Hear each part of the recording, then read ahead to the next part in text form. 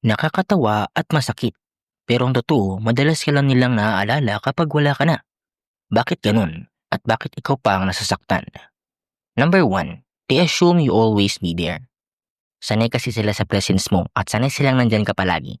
Sumasagot agad, available palagi, kaya hindi ka nila pinapalagahan. At akala nila hindi ka mawawala. People value what they think they can lose and they ignore what they assume will stay. Number 2, you give too much. Masyado kang nagbibigay.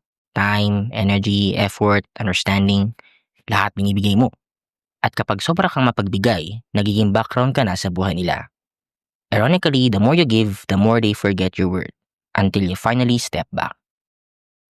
Number 3, absence creates clarity.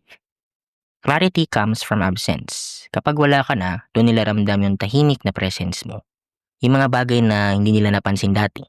Kagaya ng sino yung lagi nandyan, sino yung palagi nag-effort, sino yung totoong nagmamalasakit.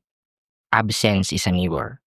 Napakita nito kung sino talaga may value sa buhay nila. Number 4, guilt and regret. Hindi nila nare-realize ang bigat kapag wala ka na.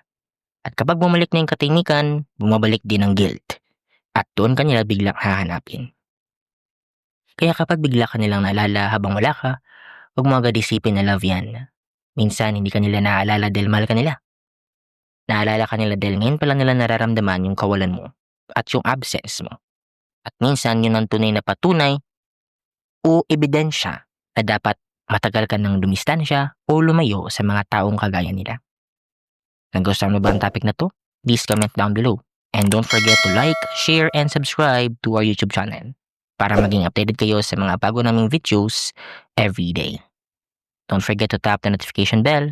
Have a great day, stay safe, and goodbye for now.